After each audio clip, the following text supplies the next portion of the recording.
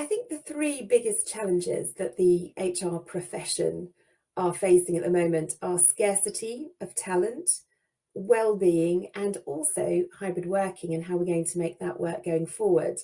So if I take those in turn, scarcity, first of all, we've all read about 1 million vacancies here in the UK and about this being a global phenomenon with 11 million vacancies in the US at the moment.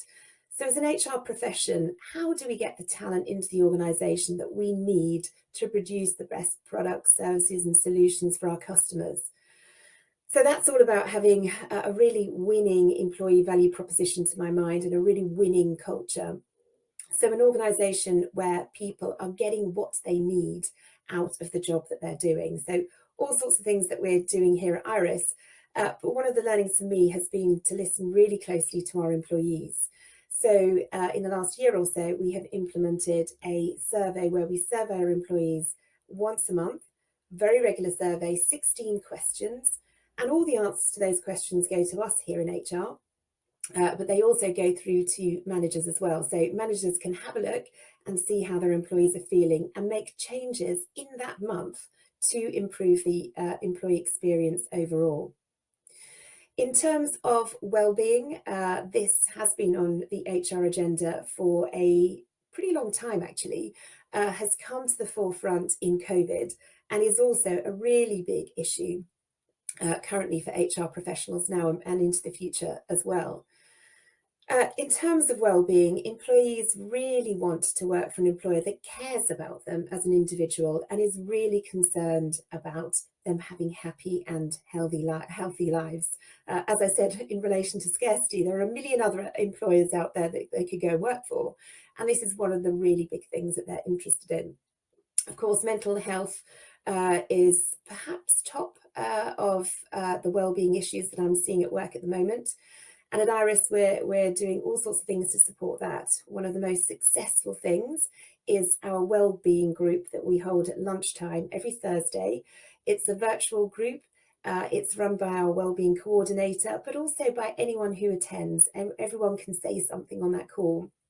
So sometimes employees join that call and they talk about any challenges or concerns that they've had that week, or sometimes they contribute with potential solutions for other challenges that employees have been talking about on that call, or they just listen. And we have done that every single week since the beginning of the pandemic, and we will do that going forward as well. In relation to mental health, we also have 40 mental health first aiders here in the UK. And again, that's something that's been really well appreciated by our employees. And not to forget physical well-being. I'm really excited to be working on lots of initiatives now for New Year, New You, making sure that our employees are fit and well. So making sure that we have maximum sign up to our private healthcare, making sure that when you are part of the private healthcare, you actually go that extra mile and you take those health checks where you go and see someone and they check all your vitals and make sure that you're looking good for the future. And also other challenges like Couch to 5K, which I think has transformed the UK. So all those people like my good self who are unable to run now have all the tools at our fingertips to make sure that we can be as fit and healthy as possible, and all sorts of other things that we're doing about monitoring steps and things like that. Everyone can join in Iris. In terms of hybrid working, regardless of what the boardroom may want to do, or CEOs may want to do, or executive committees may want to do about hybrid working, I think as a profession, we know that hybrid working is here to stay because it gives a large chunk of employees the work-life balance that they want.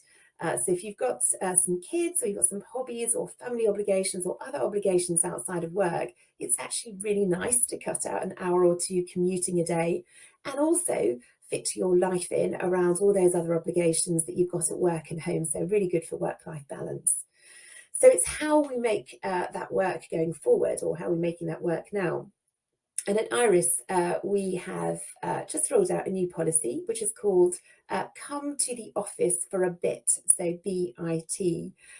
B stands for belonging, I stands for innovation, and T stands for teamwork. So what we're doing is we're saying to managers, it's really important that you do get your staff back into the office for all of those reasons. You know, people want to have connection. They want to feel that they know Iris, that they're connected to the people around them, which is the belonging in the bit. The I in the bit is innovation. So again, we're saying to managers, get all your staff, all your teams back into the office and work on creativity. So some of those great big issues that are really difficult to solve when you're in, I don't know, 100 different places across the UK or across the world, get your staff into the office and have some creativity sessions. And then, of course, teamwork. So getting your staff in those smaller teams that can work together just like they used to when they were in the office, and start to build those friendships as well. So what 3 things should HR leaders be thinking about so that they're always prepared for the unexpected?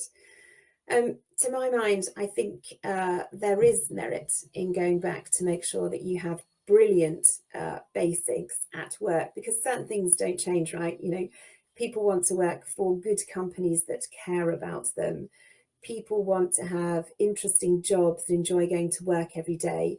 People want to have a good relationship with their manager. People want to feel that they've been fairly treated, that the reward that they get reflects their contributions to the organisation and is fair in context with what other people earn in the organisation. So getting those basics in place, I think, is really important, because it gives you a workforce where you know that you've got a stability. So you've got those people there that have all the skills and experience you need to do a good job for you. So brilliant basics, I would say, number 1. Number 2, I would say, is that you always need to keep your offerings to employees as fresh as possible. So just because you think you've got the perfect benefit package or the perfect manager training or, I don't know, the perfect office setup, you know, that's not going to be good enough. That's okay for now, but you need to be looking all the time. How can you make these things even better and anticipate the changes going forward? I think it's really important to listen very, very carefully to employees in lots and lots of different ways, to give lots of opportunities to hear exactly what they are, what your employees are saying to you. We have a monthly survey at Iris, and the answers to that survey, of course, you can see them in HR, but they go directly to the managers as well. And at Iris, we say, you know, if there's some big macro change, so we're looking at some of the kind of macro trends that we're seeing in this data, so we can do something about it across the organisation. But we're also saying to managers, it's about incremental changes that you're making every day to your team, what it is they're doing, how you're communicating with them, how you're resolving those issues that they have every day. So I think that listening is very important as well, because what we're trying to do with all of this is create a culture and an environment that people really want to work for. They want to stay and they want to go the extra mile every day. And if you have that kind of sentiment in the organisation, when a great big, you know, metaphorical earthquake hits you, then you know you've got a really solid foundation for coping with that going forward. What I would also say is, whilst we're looking at our employee value proposition and, you know, preparing for the unexpected going forward and knowing that we have to update it much more quickly, much faster than we ever did before, I think one of the trends that I'm seeing now, and I think is going to go on into the future and will also help us cope with the unexpected, is how we kind of individualize our offerings to employees going forward as well, so that what they get at Iris suits their needs so individually, it's going to take a great big leap of faith for them to go and work for someone else. And again, that means that we retain all that experience, all that talent in the organisation, all those great ideas, and we can attract you know, really brilliant people to Iris with all the new ideas and innovation and different thoughts about how we do things. And I think that kind of agile, skilled, competitive but happy culture, I think that's going to stand us instead, or, you know, HR leaders instead, when they're thinking about creating an organisation or sustaining an organisation that can cope with these unexpected shocks going forward.